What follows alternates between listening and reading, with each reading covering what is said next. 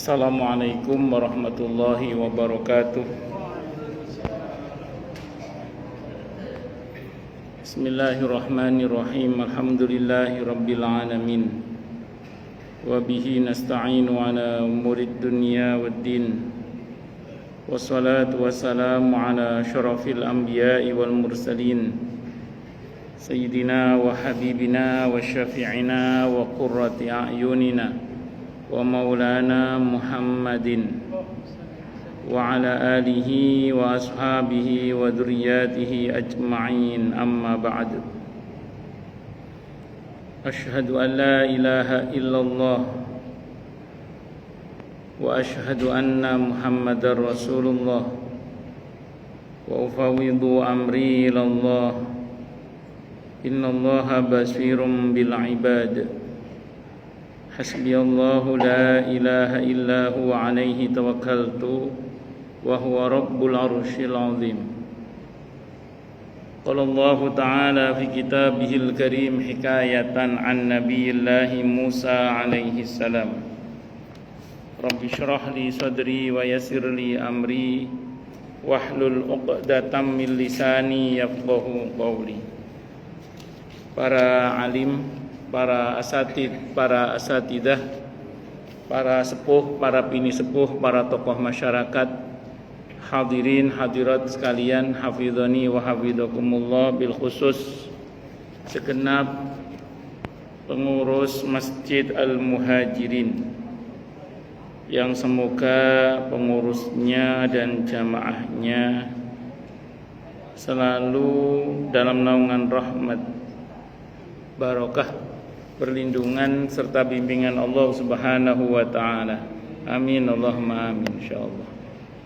Allahumma inna nas'aluka ilman nafi'a wa rizqan thayyiba wa amalan mutaqabbala wa fatahallahu lana futuhal arifin. Allahumma inna na'udzubika min ilmin la yanfa' wa amalin la yurfa' wa qalbin la yakhsha' wa du'a la yusma'. Allahumma ati anfusana taqwaha wa zakkiha anta khairu man zakkaha anta waliyuha wa maulaha. Amin Allahumma amin insyaallah. Masih melanjutkan kajian kita fikih muamalah dengan menggunakan kitab Matan Abi Syuja', karya Abi Syuja' rahimahullah rahmatan wasi'ah wa rahimallahu ulama al-muslimin. Qala al-muallif rahimahullahu ta'ala wa nafa'ana bihi wa bi'ulumihi fid dharaini amin. Bismillahirrahmanirrahim. Faslun ay hadza faslun, ini adalah fasal yang menerangkan tentang wasyara'itul hawalati, dan adapun syarat-syaratnya hawalah. Ada yang mengatakan hiwalah, akad hiwalah atau akad hawalah itu akad memindahkan utang. Jadi hawalah itu atau hiwalah itu akad memindahkan utang. Makasih, jazakallahu khairan. Jadi misalnya ada si A. Si A ini punya hutang kepada si B. Saya ulang, si A ini punya hutang kepada si B. Terus ada si C. C ini punya hutang kepada si A. Nah, saya ulang ya, ada si A. Si A ini punya hutang kepada si B 1 juta misalnya. Nah, ada si C ini punya hutang kepada si A sama 1 juta juga. Nah, karena satu dan lain hal, maka si A ini ngomong kepada si B, B, saya kayaknya pas jatuh tempo pembayaran hutang saya nggak ada duit nih. Tapi insya Allah si C punya duit. Nah, si C itu punya utang sama saya 1 juta. Kamu gak usah nagih ke saya, tagih ke dia saja. Nah, ini memindahkan hutang dari pihak A kepada pihak C agar si B menagih hutangnya kepada si C. Itu namanya hiwalah. Jadi hiwalah itu memindahkan hutang. Nah, dalam Islam itu diperkenankan akad hiwalah itu. Dan dasar dari hiwalah ini adalah sebuah hadis riwayat Ahmad dalam musnadnya, termasuk juga hadis Bukhari dan Muslim juga. Wal aslu fi masyru'iyatiha, dan asal atau dasar disyariatkannya hiwala ini adalah ma rawahu al-Bukhari, yaitu hadis yang telah diriwayatkan oleh Imam Al-Bukhari dalam hadis nomor 2166, wa Muslimun, dan hadis yang telah diriwayatkan oleh Imam Muslim hadis nomor 1564, an Abi Hurairah, dari Abi Hurairah radhiyallahu anhu, anna Rasulullah, sungguhnya Rasulullah sallallahu alaihi wasallam, qala, beliau bersabda. Apa sabda Nabi? Matlul ghani zulmun, menundanya orang yang kaya dari membayar hutang itu adalah zalim. Ada orang sudah mampu bayar hutang, kok sengaja menunda pembayaran hutangnya, maka menunda pembayaran hutang padahal dia mampu segera membayar hutang, maka itu adalah zalim, kecuali memang akadnya sesuai dengan ada perjanjian waktunya. Faida utbi'a ahadukum ala mali'in falyattabi', maka apabila diikutkan atau dipindahkan siapa ahadukum, salah satu di antara kalian, hutangnya ala mali'in, atas orang yang disebut dengan mali. Mali itu orang yang berkecukupan, yang mampu membayar hutang, maka falyattabi', hendaklah yang bersangkutan menerima pemindahan hutang tersebut.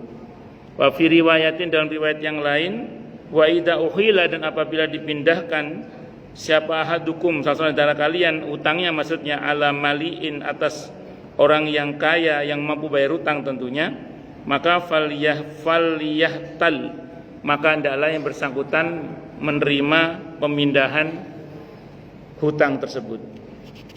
Tapi dengan catatan, orang yang ditunjuk sebagai pihak ketiga yaitu C tadi itu adalah orang yang memang mampu membayar, jadi bukan orang yang tidak mampu membayar itu. Maka nanti ada syarat-syaratnya. Ya, jadi saya ulang, ini perintah Nabi ya. Kalau suatu saat misalnya yang akan memindahkan hutang itu adalah orang yang punya hutang kepada kita, misalnya ada si fulan A gitu ya, punya hutang kepada kita 1 juta. Terus ada si C tadi punya hutang kepada si A ini 1 juta juga. Kok si A ngomong ke kita karena pada jatuh tempo yang dijanjikan dia tidak sanggup membayar, maka dia ngomong sama kita, Pak, saya kayaknya nggak bisa bayar deh Pak di pas waktu pembayaran hutang tersebut, tapi ada si C yang punya hutang kepada saya. Bagaimana kalau Bapak tagih saja utang saya di dia, jadi nanti biar dia bayar utangnya kepada Bapak sebagai bentuk pembayaran utang saya kepada Bapak. Maka ini namanya hiwalah. Kalau merujuk pada riwayat ini, kita diperintah, kita sebagai yang menghutangi itu diperintahkan untuk mengiyakan. Jadi kita diperintah untuk mengiyakan, karena ini bagian dari memudahkan urusan orang lain dalam hal ini. Nah, sebenarnya motivasi pemindahan hutang itu banyak macamnya sebenarnya. Motivasi pemindahan hutang itu ada banyak macamnya. Kenapa syariat kok mengizinkan sebagai bagian dari solusi? Yang pertama, mungkin ada orang, mungkin ada model orang, kan tadi saya contohkan si A, si B, si C. Si A ini punya hutang kepada si B. Ada si C punya hutang kepada si A. Nah, si A ini sebenarnya mau bayar utangnya ke si B pakai pembayaran hutangnya si C. Cuma si C ini orangnya sulit ditagihnya. Nah, qadarullah si B ini orangnya punya power. Misalnya dia jenderal polisi misalnya gitu, atau dia jaksa, atau dia tokoh yang disegani lah. Dengan dia ngomong begitu diharapkan kalau si B yang nagih, si C mau bayar. Kenapa? Karena yang nagih orang yang punya power. Tidak bayar tak gebuk kamu nanti misalnya gitu. Itu maka itu akad hiwala itu kayak gitu di antara fungsinya. Itu seperti itu. Atau si C ini orang yang punya power juga, punya kedudukan, nggak tersentuh oleh hukum misalnya. Sementara si B ini orang yang powernya lebih dari ini. Nah, maka kemudian kita memanfaatkan si B untuk menagih ini supaya dia mau bayar. Biasanya gitu di antara faedah dari akad hiwalah itu. Jadi akad hiwalah itu fungsinya seperti itu. Salah satunya kegunaannya seperti itu. Tapi nanti jangan disamakan dengan beli nota ya. Kalau di kampung itu ada istilah beli nota. Saya tidak tahu di kampung Anda sama apa enggak terjadinya. Itu ada sebagian masyarakat itu Pak Haji kalau panen itu menjual hasil panennya ke PT. Nanti PT itu sebenarnya PT itu nggak punya duit mungkin PT itu. Apa memang politiknya begitu saya nggak paham. Itu petani itu nggak langsung dibayar. Cuman diterbitkan nota.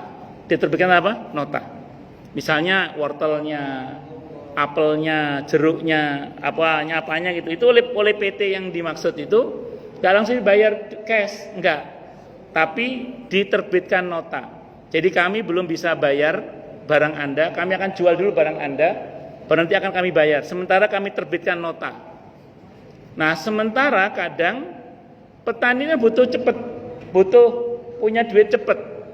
Sementara dari PT itu tidak langsung mencairkan uang. Nah, tidak jarang kemudian petani itu datang ke orang kaya. Datang ke orang kaya untuk menjual nota itu. Untuk menjual nota itu. Misalnya nota itu isinya 2,5 juta. Dijual 2 juta. Sehingga nanti yang datang ke PT untuk nagih utang itu pihak yang kaya ini membawa nota itu, tapi dia dapat untung berapa? 500.000. Ini tidak boleh yang begini ini. Ini masuk dalam kategori praktik riba. Kecuali dia datang ke orang kaya untuk mengganti uang yang setara sesuai dengan yang angka di nota itu.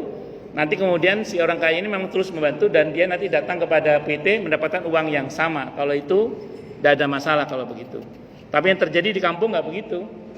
Yang terjadi di kampung itu yang saya tahu itu orang dari PT, petani ke PT menjual barangnya tidak langsung dibayar cash, tapi diterbitkan nota, notanya senilai misalnya 3 juta, dibawa pulang ke rumah, istrinya ngamuk-ngamuk karena nggak bawa uang, sementara butuh uang, akhirnya datanglah dia ke orang kaya di kampung itu. Dia bilang, Pak saya punya nota, belum cair uangnya, baru cair bulan depan, apa Bapak mau beli nota saya? Islam dia, karena memang hiwala ini jual beli utang sebenarnya, cuman tidak mengambil keuntungan, karena tidak boleh mengambil keuntungan dalam hal ini secara materi, karena tidak boleh, karena itu masuk dalam kategori riba. Kalau ini enggak, memang dia ngambil untung. Akhirnya kata orang kaya itu, ya tak tuku notamu, piro notamu? 3 juta ini Pak. Ya saya beli 2,5 juta misalnya.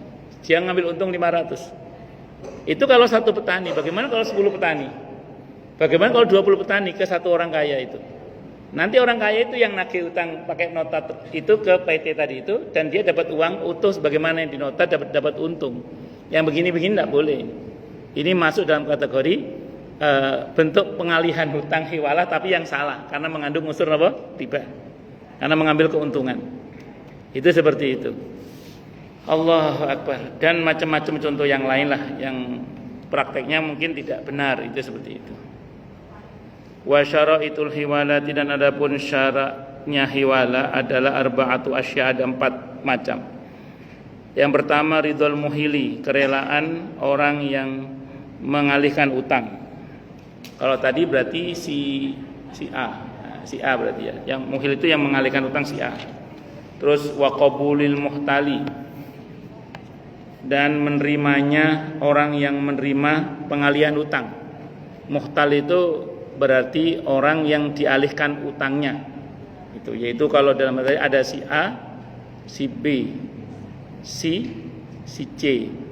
Si A mengalihkan utangnya kepada si C kepada si B. Yang dialihkan utangnya berarti siapa? Ya si An ini. Siapa tadi? Si C berarti orang yang dialihkan utangnya ke dia. Orang yang jadi sasaran sasaran penagihan utang, itu muhtal. Kemudian wa kaunul haqqi al mustaqarri fi dhimmati, dan adanya pengakuan hak yang tetap di dalam tanggungan. Maksudnya utang yang dialihkan itu adalah utang yang diakui oleh semua pihak. Karena kalau ada pengingkaran nanti tidak masuk itu nanti. Ya wa kaunul haqqi, dan adanya hak mustaqiran yang tetap fi dhimmati di dalam tanggungan, maksudnya diakui, maksudnya hutang itu memang diakui ada gitu. Wa tifaqu ma fi dhimmatil muhili wal muhala alaih, dan persetujuan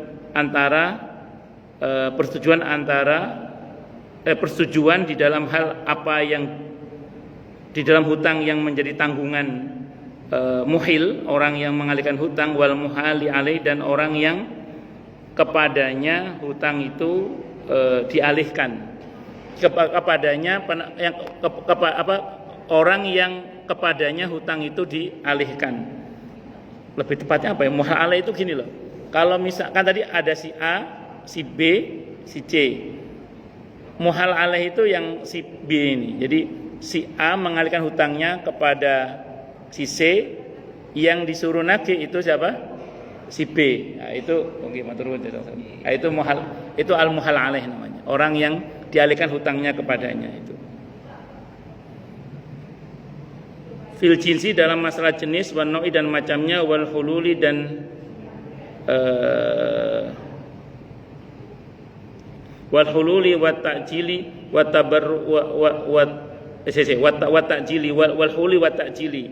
Ini dimaksudkan adalah ada kesamaan antara hutangnya muhil dan muhal alaih, orang yang menerima pengalihan hutang atau orang yang menerima pengalihan hutang dari muhil tadi. Berarti yang B tadi, orang si B tadi itu dalam jenisnya, macamnya, waktu penangguhannya, dan waktu pembayarannya itu.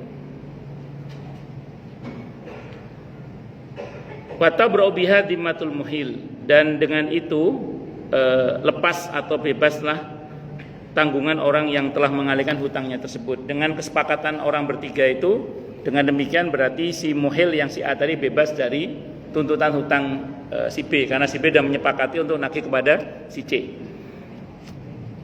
Agak ruwet dikit bahasanya, tapi tidak apa-apa, saya mau terangkan dulu. Harus sama dari segi jenisnya, dengan catatan penting ya, bahwa hutang si A kepada si B dan hutang si C kepada si A itu harus sama. Misalnya si A kepada si B punya hutang 1 juta, si C punya hutang kepada si A 1 juta, sama-sama 1 juta rupiah. Maka ini bisa akad hiwala bisa. Tapi kalau begini lain lagi nanti. Si A ini utangnya 1 juta rupiah kepada si B. Nah, si C punya hutang kepada si A itu bukan rupiah tapi dolar. Bagaimana kalau begitu? Berarti jenisnya beda. Yang 1 rupiah, yang 1 dolar. Maka untuk hal seperti ini berlaku akad sorf namanya. Bukan hiwala tapi sorf. Penukaran mata uang yang harus sesuai nanti nilainya, tidak boleh berbeda. Karena kalau nanti di situ ada perbedaan dengan mengambil untung, maka sampai situ berarti ada riba. Namanya riba fadl. Kalau dibuat selisih antara pembayaran yang rupiah dan dolar tadi. Tapi kalau dibayar pakai dolar tapi tetap senilai dengan 1 juta sebagaimana hutangnya si A kepada si B, maka tidak ada masalah. Jadi lebih tepatnya nanti kalau beda jenis mata uangnya berlaku yang namanya sorf. Itu seperti itu. Nah, demikian juga kalau misalnya utangnya beras, yang ini punyanya gandum, maka tidak ada masalah. Tapi nanti berlaku ketentuan sorf tadi itu, di mana ada penukaran bentuk jenis asalkan setara atau senilai harga beras 1 kuintal yang dipinjam oleh si A kepada si B, maka itu tidak ada masalah. Itu namanya akad sorf namanya. Tidak masuk nanti dalam kategori hiwalah, masuk dalam sorf nanti. Itu seperti itu. Nah, ini berkaitan dengan masalah hiwala, pengalihan hutang kepada seseorang kepada orang lain. Saya mau jelaskan dulu lebih lanjut begini. Dan dengan tadi di kata terakhir ya, dan dengan adanya akad hiwala itu berarti tanggungan muhil dianggap selesai. Begitu si A ngomong kepada si B, tolong utang saya ditagih kepada si C karena dia punya utang kepada saya, dan si B menyanggupi dan si C juga berkenan untuk mengiyakan, maka dengan demikian urusannya dengan si A sudah selesai. Tinggal urusan si B dengan si C itu. Dan kita diperintah untuk mengiyakan. Tidak boleh menolak kalau memang sudah memenuhi syarat hiwalah dalam masalah ini. Hiwalah secara bahasa berarti memindahkan tadi ya. Hawalah dalam istilah syar'i berarti akad yang berkonsekuensi memindahkan utang dari satu pihak kepada pihak lain. Tadi saya contohkan, si A punya hutang kepada si B 1 juta, si C punya hutang kepada si A 1 juta. Karena si A ini orangnya nakal, tak mau bayar, sementara si B ini orangnya punya power menekan si C untuk bayar, karena dia aparat misalnya. Maka dia datang kepada si B, Pak B, ini kan mau jatuh tempo bayar hutang saya, sementara saya belum kuat bayar. Nah itu si C punya hutang sama saya, waktunya bayar juga itu dia nakal Pak. Berkenankah Bapak sekiranya utang saya bayar pakai utang dia kepada saya, tolong Bapak tagih dia, kan Bapak punya power untuk menagih itu. Nah, ini dalam hal ini si B harus mau, kalau memang memungkinkan. Maka kata si B, oke, saya akan tagih kalau itu memungkinkan. Maka begitu si B mengatakan oke, berarti urusan si A dengan si B sudah selesai, tinggal si B dengan si C.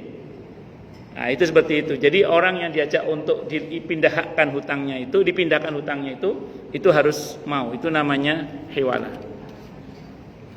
Catatan, hawalah disebut setelah as-sulhu, akad damai kemarin, rekonsiliasi. Karena antara hawalah dan as-sulhu bertujuan untuk menyelesaikan perselisihan. Jadi sebagaimana as-sulhu, hiwalah bagian dari aturan syariat untuk menyelesaikan persoalan, terutama dalam masalah hutang piutang terutama.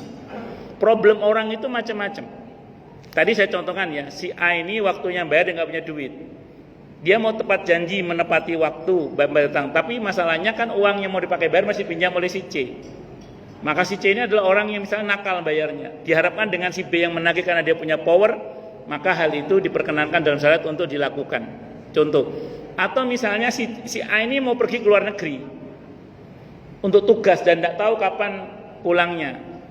Kalau zaman sekarang bisa transfer sih. Kalau dulu kan masih sulit lah. Kalau dulu ini ceritanya pikir zaman dulu lah. Atau orang kayak saya yang gaptek soal e-banking. Saya kan orangnya sampai sekarang nggak bisa transfer melalui ATM, saya nggak bisa sampai sekarang itu. E-banking saya nggak punya juga sampai sekarang. Kayak orang saya lah yang gaptek. Nah terus kemudian saya misalnya mau keluar negeri untuk beberapa waktu karena saya tugas. Khawatir terjadi apa-apa, misalnya namanya orang tugas lama di luar negeri ya misalnya. Ya khawatir, si B juga khawatir. Saya datang ke si B, saya kan mau keluar negeri untuk beberapa waktu. Mudah-mudahan baik-baik saja. Tapi andai kan misalnya terjadi apa-apa, ini si C itu punya utang sama saya. Nah, tolong nanti tagih saja utang saya di dia dengan angka yang sama dengan utang saya kepada Anda. Nah, itu solusi kan? Sehingga kemudian tidak harus nunggu saya pulang dari luar negeri untuk pembayaran utang itu. Tapi bisa dengan melalui menagih kepada si B itu, si C itu. Itu seperti itu. Bisa dimengerti ya insyaallah ya. Nah, itu dan aneka kemudahan-kemudahan yang lain lah. Kenapa akad hiwala itu diperbolehkan tadi itu. Itu seperti itu. Nah, terus kemudian hawalah ini adalah bentuk pengecualian dari jual beli utang dengan utang karena butuhnya syariat akan hal ini. Kalau kita lihat bentuk akadnya itu kan seperti menjual hutang dengan hutang. Jadi si A yang punya hutang kepada si B tadi itu menukar hutangnya dengan hutangnya si C kepada dia kan. Itu kan kayak akad jual beli. Tapi ini sebenarnya menjual hutang dan hutang itu kan terlarang pada asalnya. Tapi menjadi boleh dalam konteks seperti ini sebagai solusi dari syariat. Ini namanya pengecualian. Kalau di fikih itu ada kaidah yang bunyinya likulli qaidatin mustasnayat. Segala ketentuan pasti ada pengecualiannya. Nah ini termasuk pengecualian yang dibolehkan nanti. Termasuk pengecualian yang dibolehkan dalam hal ini.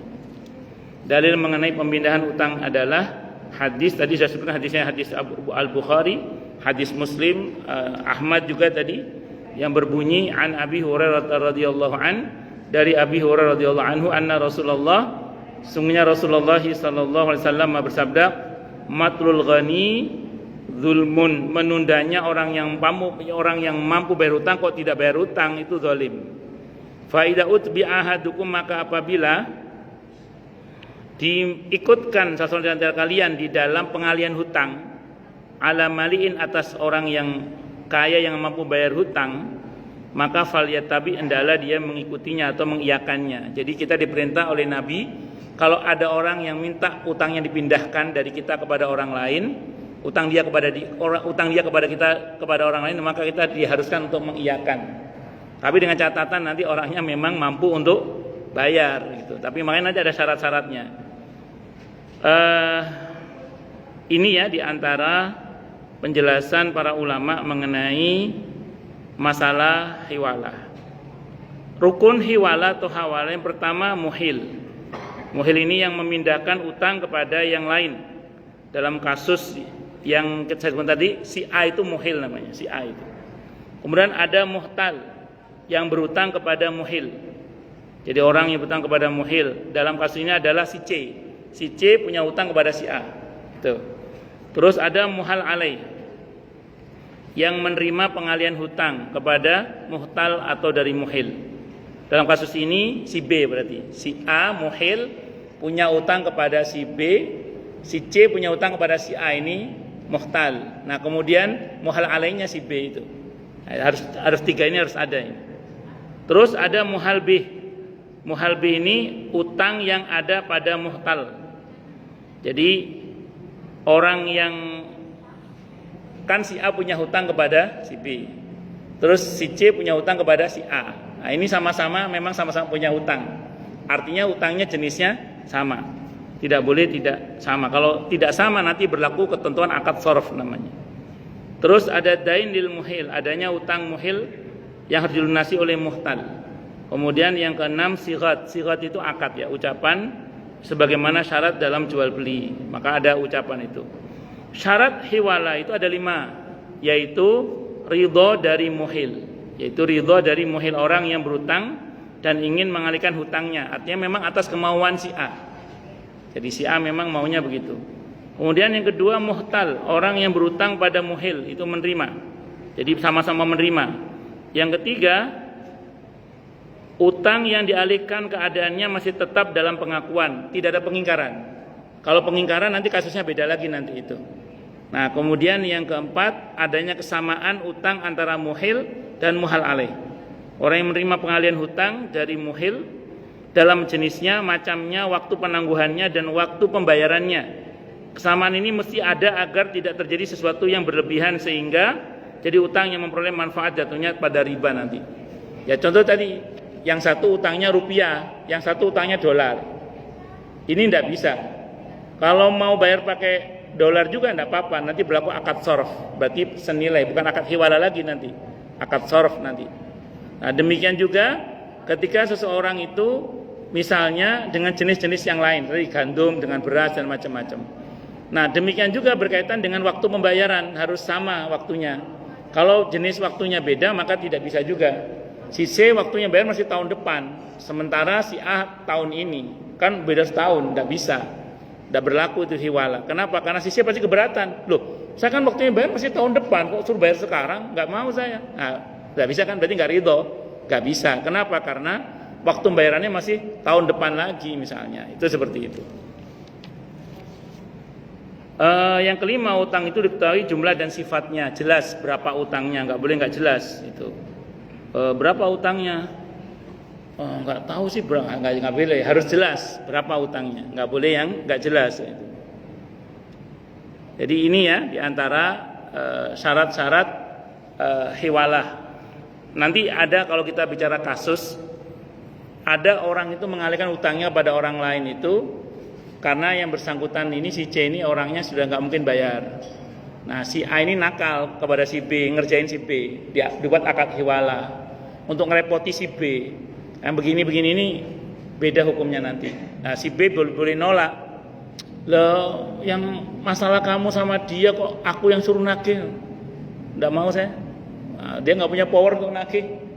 Nggak punya power untuk nagih si C itu. Tapi kalau punya power nggak apa-apa tadi. Saya contohkan tadi tuh. Ini aparat misalnya gitu ya. Yang ini kan sering nakal. Tapi kalau yang nagih aparat kayaknya mau dia. Itu seperti itu. Itu boleh kalau begitu silakan. Jadi kembali pada si B bisa menerima bisa menolak kalau yang si C ini orangnya misalnya nakal. Terus di antara hikmah dari hiwala itu mengurangi kos pembiayaan dalam dunia perniagaan, terutama kalau hutangnya berupa kendaraan misalnya atau binatang atau apalah gitu. yang nggak bisa ditransfer sebagaimana uang. Contoh gini misalnya, contoh ini. Ada orang tinggal di Bekasi, punya utang kepada orang di Jawa Tengah misalnya gitu, di Jawa Tengah. Nah, ada orang Jawa Tengah juga punya utang kepada orang yang di Bekasi ini. Utangnya apa? Mobil, utang mobil. Utang mobil misalnya merek tertentu lah gitu. Dengan nomor sekian misalnya, apa dengan terbit tahun sekian misalnya. Nah, suatu saat supaya memudahkan pembayaran utangnya si A kepada si B yang ada di Jawa Tengah itu, maka dia ngomong, "Pak, itu ada si C punya hutang ke saya mobil yang sama." Rupanya ini dagang mobil orang ini.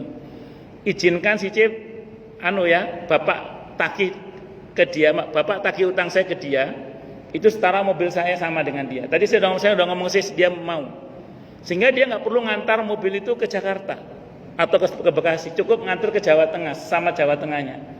Nah, itu kan lebih memudahkan. Nah, dulu dalam konteks hiwala itu begitu diantaranya. Pedagang itu kan dulu ekspedisinya kan bisa sangat jauh sekali. Mereka bisa surat menyurat. Kalau ngirim barang kan biaya kargonya berapa itu. Maka daripada ngirim begitu, ya mending kita pakai akad hiwala. Saya pindahkan utang saya kepada yang bersangkutan. Nah, nanti kalau jenisnya beda berlaku akad sorf nanti. Nah, nanti diukur aja bagaimana caranya supaya senilai, tidak berlebih dalam hal ini. Wallahu a'lam bishawab. Inilah bagian dari kemudahan-kemudahan dalam syariat Islam dengan menggunakan akad hiwalah. Yang notabene ini sebenarnya bagian dari suluh atau akad damai ya. Wallahu a'lam bishawab. Oke, monggo silakan yang mau tanya, protes, marah boleh. Silakan. Masalah itu masalah yang lain boleh. Kalau nggak ada saya teruskan. Oke, monggo Pak Haji, monggo Pak Haji, monggo Pak Haji. Masalahnya jadi bertiga saja ABC. Nggih. B ini utangnya kepada A. Nggih. Terus begitu A menagih pada B, kata si B ini juga mengutangkan kepada si C. Kalau kamu nagih pada si C aja jangan saya. Ini yang bingung saya juga. Akhirnya dua-duanya bolos, nggak ada yang bayar. Ya Allah. Iya. Saya disuruh lagi ke saya, gimana itu? Sebentar. Pak Haji, ada orang punya hutang ke Pak Haji namanya si B gitu ya. Nah terus ketika Pak Haji nagih kepada si B ngomong, Pak Haji tagih aja ke si C ya. Ternyata si C gimana cara nagihnya gitu ya. Ujungnya malah nggak ada yang bayar dua-duanya ya. Nah, baik. Itulah pentingnya akad ya. Pentingnya akad di mana kemudian tadi harus ada sighat omongan. Pak Haji ngomong dulu ke pihak si C misalnya, si B harusnya ngomong dulu ke C, aku punya utang sama Pak Haji.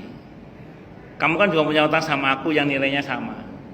Ini udah waktu banyak pembayaran, kamu juga waktunya bayar ke saya ini. Nah, nanti aku ingin alihkan utangku, aku mau alihkan hutangku ke Pak Haji, ke kamu ya. Nah, kalau si C mengatakan oke, dan harus oke kalau dia mampu, maka Pak Haji harus mengiyakan. Tapi yang repot tadi Pak Haji, kalau itu ada yang nakal-nakal, itu yang repot Pak Haji. Nah ini kasusnya Pak Haji kan ada yang nakal ini. Karena ada yang nakal, berarti pada saat B memindahkan hutang ke Pak Haji bisa tolak. Bagaimana saya mau nagih ke C, wong si C itu ke kamu aja nggak bayar, gimana saya mau yang nagih? Itu seperti itu, kecuali Pak Haji punya kemampuan untuk menagih. Nah secara umum, prinsipnya kalau Pak Haji mengiyakan kepada si B tadi, dan kenyataannya memang Pak Haji bisa menagih kepada si C, maka hubungan si B ke Pak Haji sudah selesai. Tinggal Pak Haji sama si C sebenarnya. Tapi karena dalam hal ini nampaknya ada masalah juga pada si C, berarti si C ini yang bermasalah sebenarnya. Tapi si B juga bisa nakal juga kan? Ya nakal biar Pak Haji dikadalin gitu ya. Makanya penting kita akad ya, harus jelas. Kira-kira petanya bagaimana harus jelas, hingga hiwalanya bisa berjalan dengan baik. Saya kira gitu Pak Haji. Wallahu a'lam bishawab. Sekarang akhirnya siapa yang pada lepas semua cerita ini. Enggak, semoga Allah ganti dengan yang lebih baik. Amin insyaallah. Monggo yang lain silakan kalau ada. Masalah atau masalah yang lain boleh kalau ada. Kalau nggak ada berarti jelas semua. Tadi kan dikatakan ada pengakuan ya, bahwa memang dia punya hutang kepada si fulan misalnya. Bagaimana kalau nggak ada pengakuan? Misalnya gini, si A itu mengatakan si C itu punya utang sama saya. Anda tagih ke dia sebagai bentuk pembayaran utang saya kepada Anda. Ternyata si C itu mengingkari, enggak, saya nggak punya utang sama si A. Nah loh, gimana kalau begitu itu? Nah itu nanti berlaku teori yang Nabi katakan al-bayyinatu 'alal mudda'i wal yaminu 'alal mudda'alai. Jadi bagi yang menuntut si A berarti itu harus punya bukti. Bagi yang dituntut itu cukup dengan sumpah. Maka si A itu harus punya bukti bahwa si C itu memang punya hutang kepada dia. Kalau tidak bisa menghadirkan bukti, maka berlaku ketentuan al-aslu bara'atu dhimmah. Seseorang itu prinsipnya lepas dari tuntutan. Makanya kalau hutang piutang itu diusahakan. Tidak wajib sih memang, cuman perintah Qur'annya itu menekankan adanya hitam di atas putih. Diupayakan adanya saksi. Diupayakan adanya jaminan. Kenapa? Karena uang itu nggak kenal saudara. Uang itu nggak kenal temen. Uang itu. Pokoknya rodo yopong. Nah, makanya harus diupayakan ada hitam di atas putih, ada saksi, syukur-syukur ada jaminan. Itu dalam masalah hutang piutang. Wallahu a'lam bishawab. Oke, monggo yang lain kalau ada misalnya. Kalau nggak ada berarti jelas semua ya. Monggo Pak, monggo. Waalaikumsalam warahmatullahi wabarakatuh.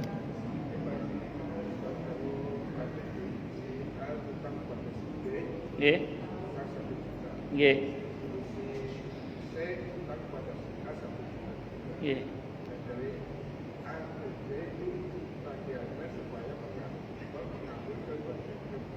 C betul.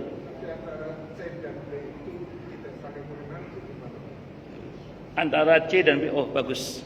Makanya ada sighot Pak, ada omongan tadi kan. Ada sighot, nanti dihubungkan Pak. Dihubungkan oleh si A. Jadi misalnya Pak Haji, si A ngomong ke B, Pak Haji B, utang saya ke Anda saya alihkan ke si C ya. Karena saya belum bisa bayar bulan ini, karena uang saya masih di C. Saya mau nagih si C itu nggak berani Pak Haji, karena dia ini orangnya nakal. Kalau Pak Haji kan punya power, Pak Haji kan reserse misalnya gitu, atau jaksa kan bisa itu menekan dia supaya dia mau bayar misalnya gitu. Maka kemudian si B itu kalau dia mampu harus mengatakan iya. Ya sudah saya mau. Nah nanti si A ngomong, C, nanti yang nagih utang kamu ke saya itu si B, karena sudah saya alihkan kepada beliau, ini bukti WA-nya. Nanti ini nomornya beliau, nanti akan hubungi kamu. Nah, jadi sudah ada omongan. Itu seperti itu. Dan ini wajib mau kalau memang si B sudah mengiyakan.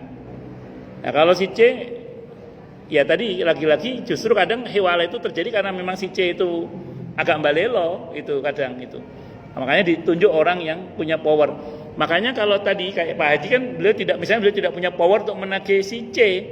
Beliau boleh menolak hiwala itu. Lah, jangan saya, mau ke kamu aja dia nggak bayar, saya nggak, apalagi saya yang galakan dia misalnya gitu. Kan ada orang itu kalau ditagih utangnya galakan yang ditagih itu kan ada itu. Nah, maka karena Pak Haji merasa tidak sanggup dan ini ada indikasi si A memang nakal dalam hal ini, dia mau membebankan ke Pak Haji untuk nagih kepada si C yang dia nggak bisa nagih karena dia nakal itu. Maka dalam hal ini nanti beda hukumnya, kasusnya.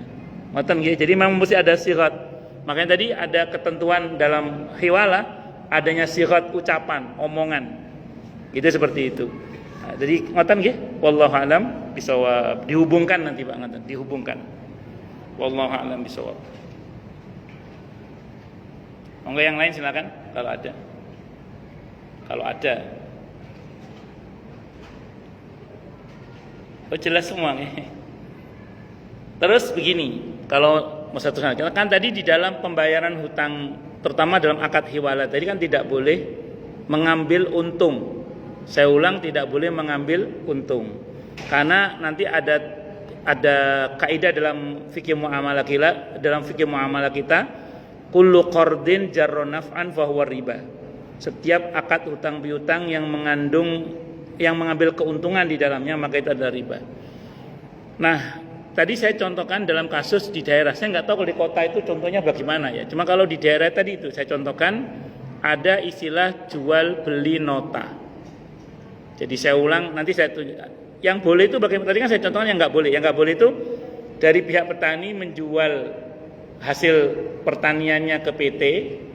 Dari pihak PT tidak bisa membayar cash dengan dalih karena mau jual barangnya para petani ini.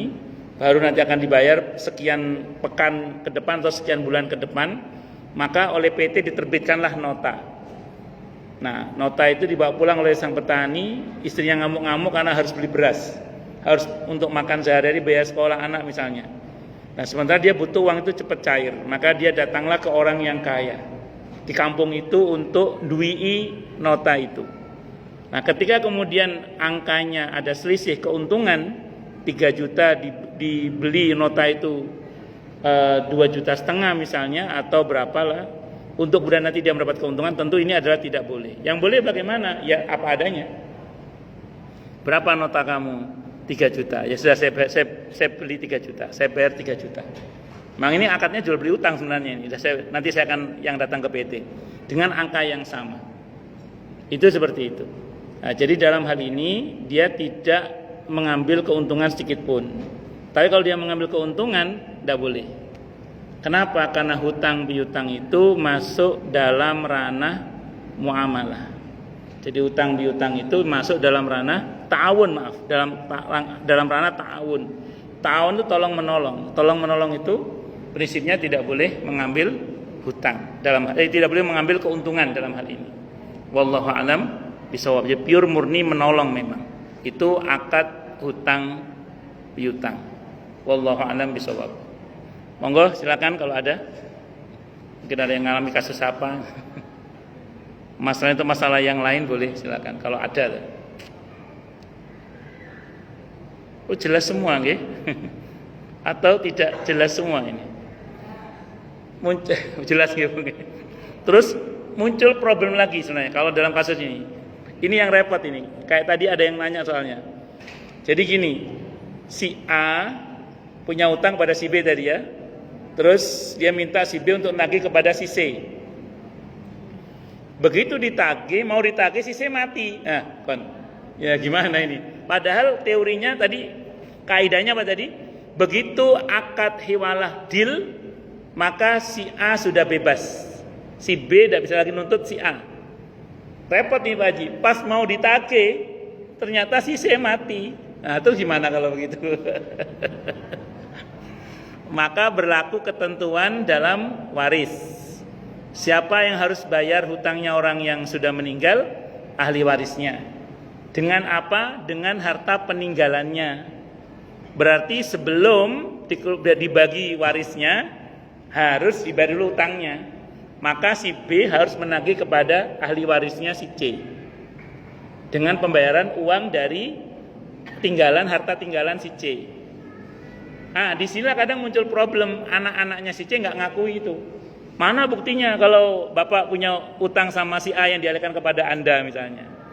Inilah pentingnya, saya ulang, akad hutang piutang itu ada catatannya.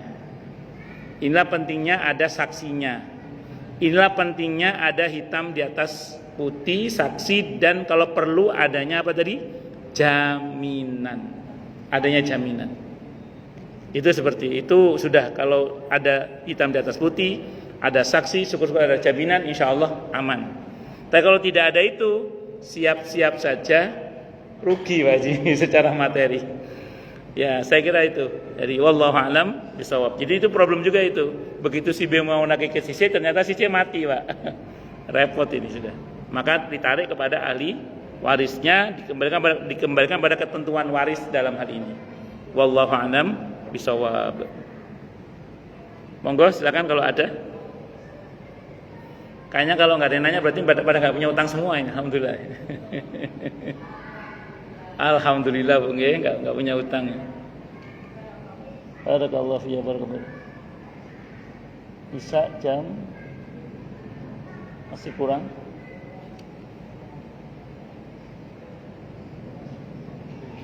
Masih kurang 4 menit, monggo.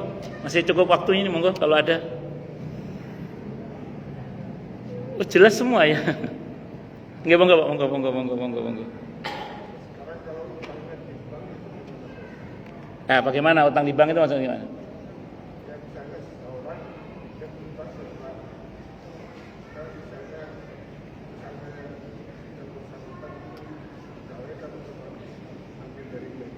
Nggih.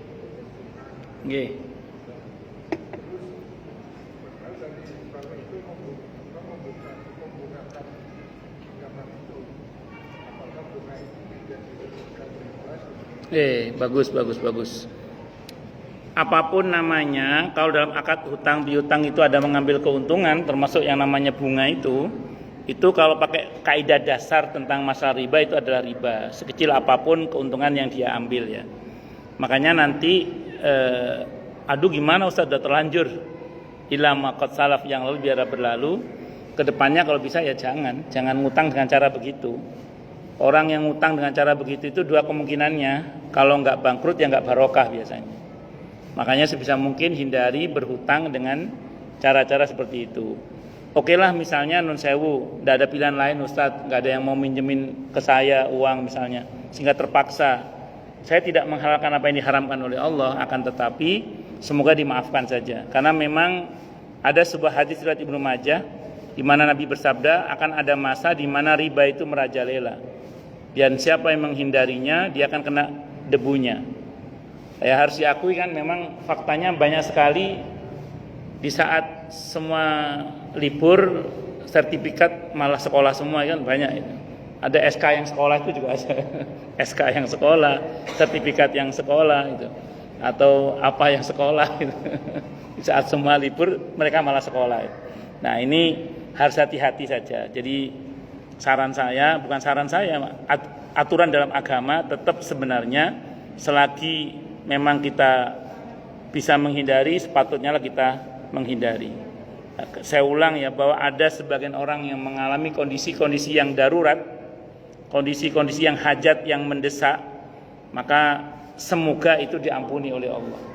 Nah, tapi saya ulang sekali lagi, hati-hati dengan bentuk akad-akad seperti itu, karena biasanya orang yang berakad dengan akad seperti itu kalau enggak bangkrut ya biasanya enggak barokah biasanya. Hati-hati mawon nggih. Wallahu a'lam bishawab.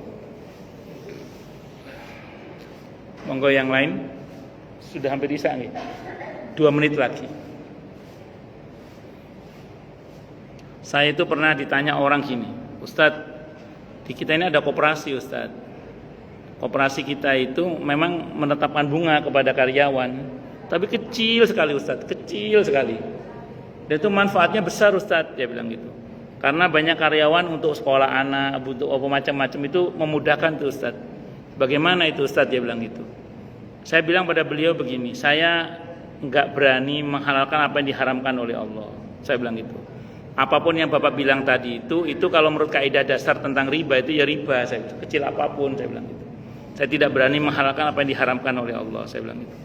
Cuman karena Bapak tadi bilang kecil sekali, saya bilang gitu. Dan Bapak tadi bilang banyak membantu karyawan, saya hanya bisa berkata semoga diampuni oleh Allah, itu saya bilang. Semoga diampuni oleh Allah. Ya, jadi mungkin itu kan kondisi hajat yang mendesak. Ya. Hajat yang mendesak itu ada kaidahnya yang berbunyi al-hajatu tanzilu manzilatat darurati fi ibahatil mahdurah. Hajat yang mendesak itu menduduki kedudukan darurat dalam hal diperbolehkannya sesuatu yang dilarang. Jadi hajat yang mendesak itu menduduki kedudukan darurat dalam hal diperbolehkannya sesuatu yang dilarang. Kalau darurat itu kan ad-daruratu tubihul mahdurah. Sesuatu yang darurat itu membuat sesuatu yang terlarang menjadi boleh. Tapi bolehnya bukan berarti halal ya. Boleh itu maksudnya dimaafkan. Jadi bukan yang haram jadi halal, bukan. Yang haram tetap haram, cuma jadi dimaafkan. Nah, saya bilang tadi kalau memang kondisi itu mendesak bagi sebagian orang, ada hajat yang mendesak sehingga karenanya terpaksa dilakukan, saya hanya bisa berkata semoga dimaafkan. Tadi karena itu ada unsur darurat atau ada unsur hajat yang mendesak. Saya kira itu Pak nggih. Wallahu a'lam bishawab. Karena sudah isya, kita tutup dengan hamdalah. Alhamdulillahirabbil alamin. Semoga kajian kita bisa bermanfaat, mubarakah fi dini wa dunya wal akhirah untuk kita, keluarga kita dan seluruh umat Islam semuanya, dan mudah-mudahan kita semua dijadikan oleh Allah sebagai orang-orang yang sukses dunia akhirat, selamat dunia akhirat, bahagia dunia akhirat, dan dipermudah setiap urusan kita oleh Allah fi dini wa dunya wal akhirah. Semoga Allah limpahkan hidayah selalu untuk kita, semoga Allah tingkatkan selalu hidayah untuk kita, dan semoga Allah berikan hidayah untuk siapapun yang melihat kita. Subhanakallahumma bihamdika asyhadu an la ilaha illa anta astaghfiruka wa atubu ilaik. Sallallahu alaihi Muhammad wa ala alihi wasallam. Saya mohon maaf. Wassalamualaikum warahmatullahi wabarakatuh.